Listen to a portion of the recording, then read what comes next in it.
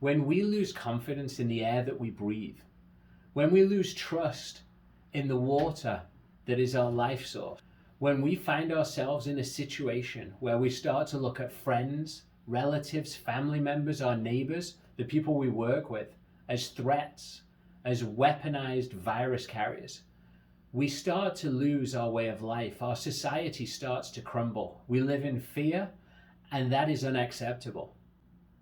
The solution, as we see it, is to have a completely domestically owned, domestically managed, vertically integrated manufacturing system where we know that every raw material that goes into the product that can defend you, that can filter the air, that can purify the air, that can purify the water, is made in America. It's made by Americans. My name's Jonathan Rose. I'm the chairman and CEO of American-made Filtration Corporation. It's both an honor and deeply humbling to have the opportunity to present to you today.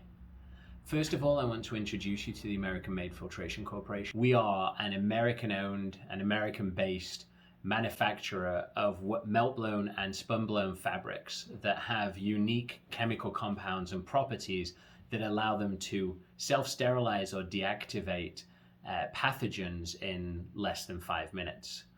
Then I want to go on and give you a little bit of a background as to how we got here, talk to you about our incredible team and their incredible track record, and then go on to tell you about how you can help us in our mission of protecting and keeping America safe.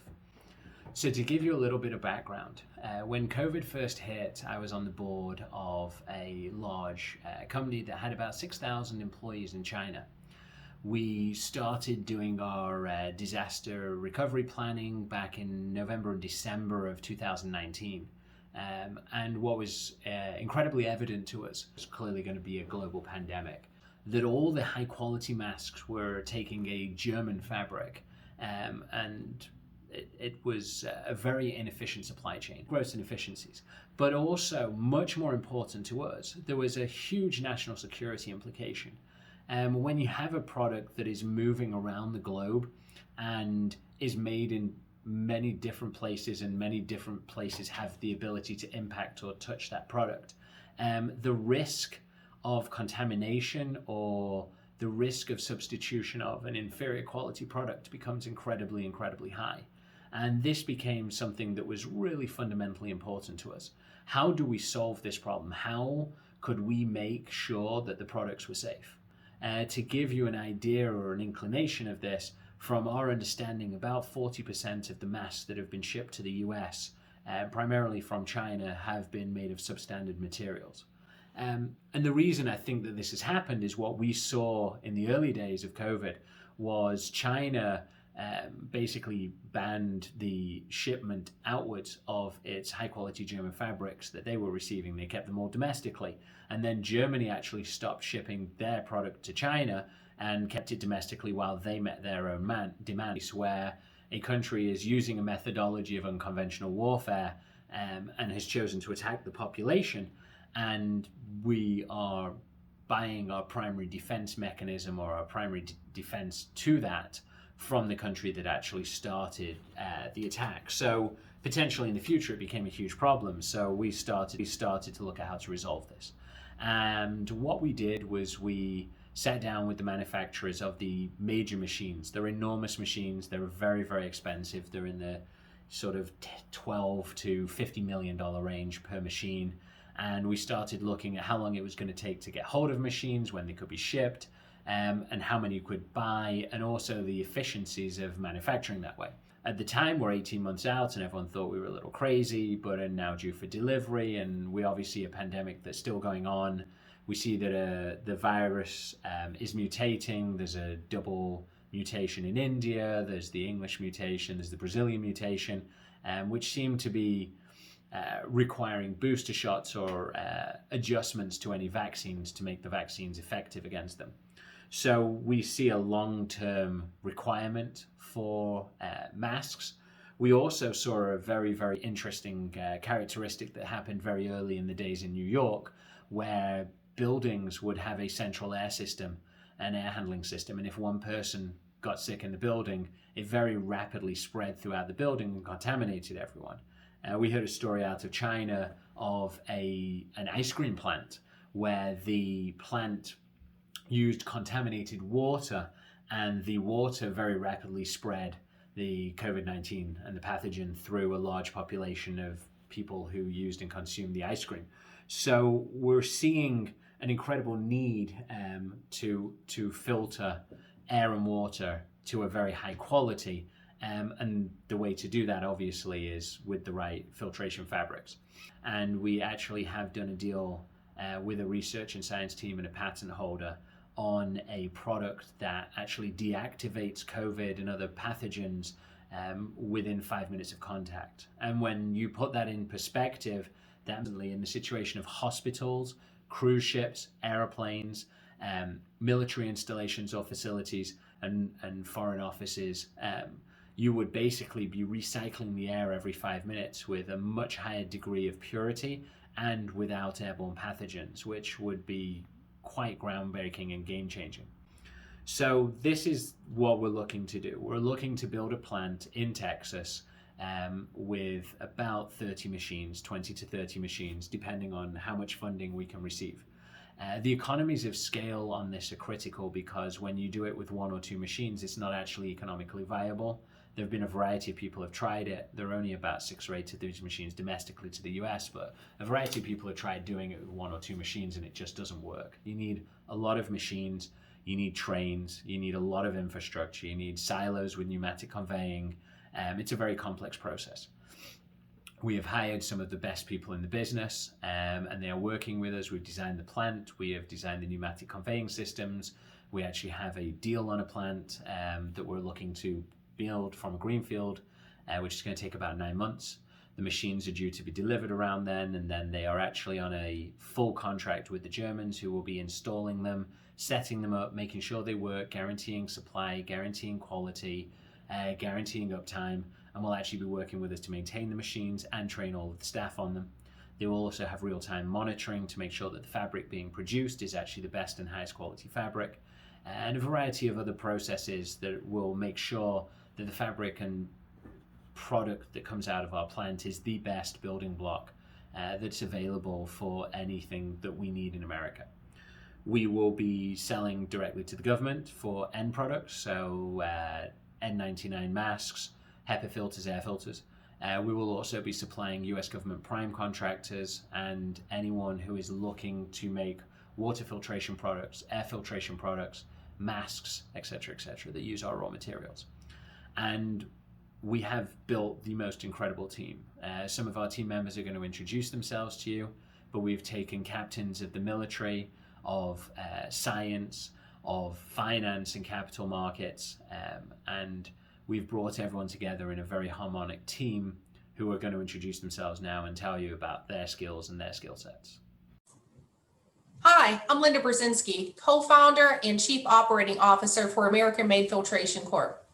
I spent the last 25 years in leadership across operations and human resources. This includes distribution, technology, business development, project management, and accounting. This gives me a unique insight into the crossroads of people, process, technology to improve operational efficiencies. I've been through 3 startups, 5 mergers and acquisitions, and an exit. I've helped grow organizations from 6 people to over 1,000. And I'm very passionate about growing American Made Filtration Corp for the US so that we can become independent and self-sufficient. This really is a matter of national security. We need to keep our military, our people, and loved ones safe. If you feel the same, we'd love to hear from you. Thank you. Hi, I'm Dr. Mary Lou Gibson. I have a PhD in microbiology and virology, and I come to the board with a lifetime of experience in microbiology, microbe detection, and bacteria and virus removal from biological products. I've worked with many different filtration devices and modalities during my career in human drug process development, and I'm aware of the limited number of global filter manufacturers. In fact, I've experienced filter shortages and delivery delays during my projects. I look forward to lending my technical expertise to the board with my broad knowledge of filter markets and FDA quality standards. suppose the most important question of today is, how can you help us to help you?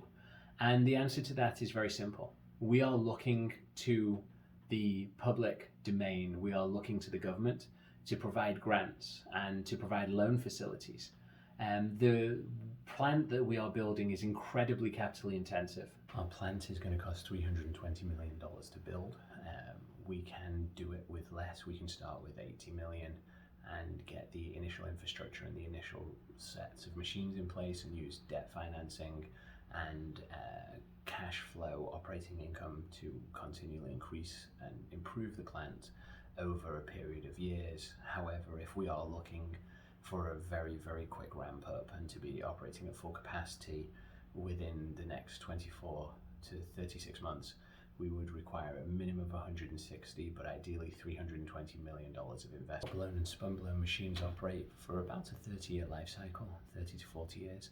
And many of the machines that are in America are some of the old, original, pre-2006 machines. There have been significant innovations and technological improvements since then. Most of the recent machines have gone to either Israel or Turkey. Some have gone to Germany. Very few have gone to China. The Chinese have been making their own variants of machines, and they've had all kinds of problems in the vacuum pumping. So they use German head units, but they don't fully use German units, and the quality has been significantly lower. They also don't have the correct additive formulas. There's a very unique formula of additives that has to be created, which is the secret sauce, which we happen to know, which makes a significant difference to the end product.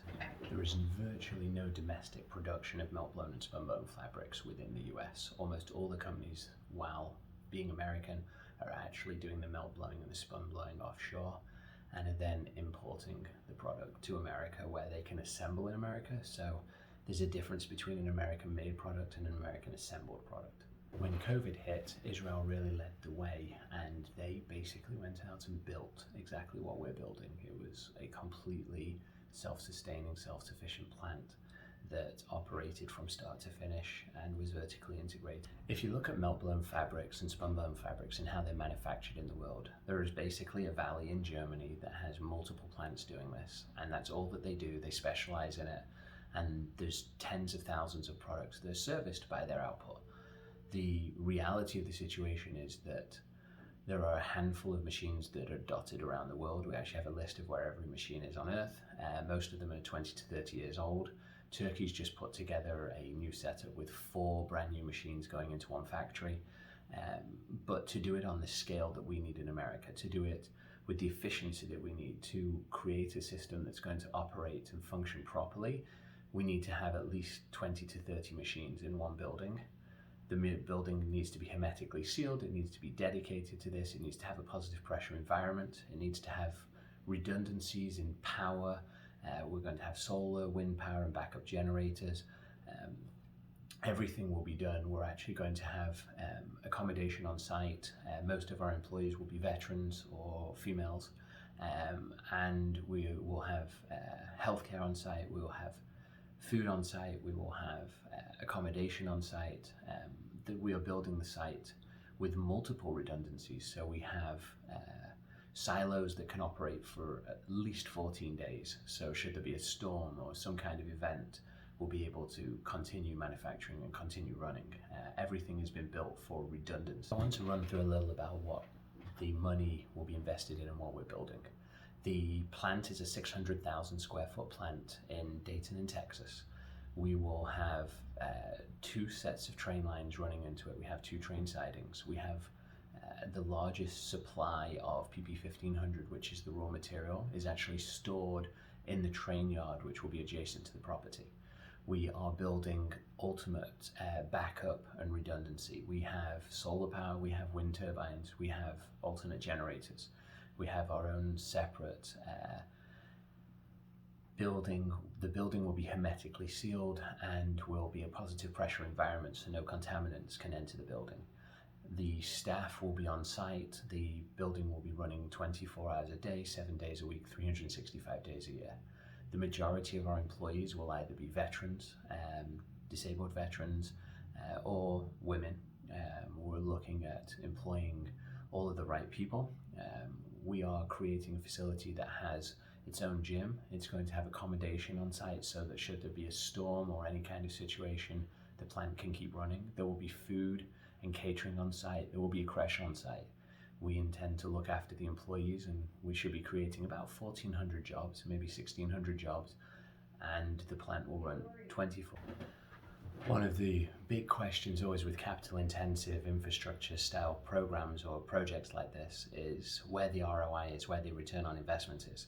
And in this situation, obviously, the return on investment is not necessarily there without public funding. This is a project that is in the best interests of the majority of people in America. It's going to keep America safe, but it is not necessarily something that is particularly attractive to the capital markets because you've got very, very high setup costs in the $160 to $320 million range with relatively low returns if you're producing a very high quality product. We could obviously produce an inferior quality product and therefore get much higher margins, which is what we're seeing take place in the rest of the world, which is why we're seeing substandard products produced.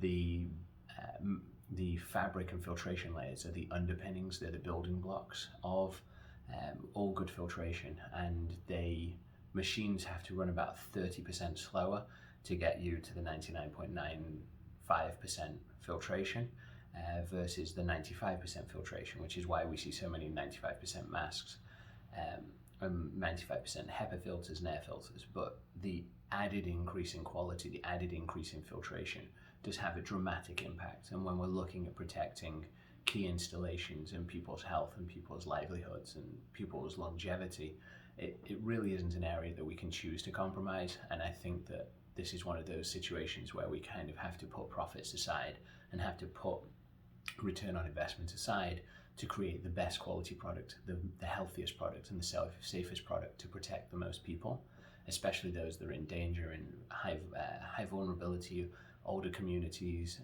or if we deal with more dangerous pathogens or more dangerous virus, where we start to deal with added mutations and complexities. I believe that taking the quality of the building blocks up to the highest level that we can humanly attain is actually going to have a dramatic impact and create a dramatic improvement and really change the way that we look at, deal with and solve these kind of situations.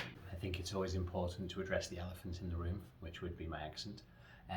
I was born in England and have spent my entire adult working life in America. I chose to be an American citizen, and America is my home. My children are American, and this is the place that I live, that I love, that I believe in and I'm passionate about. And these are my people that I want to protect because I am American.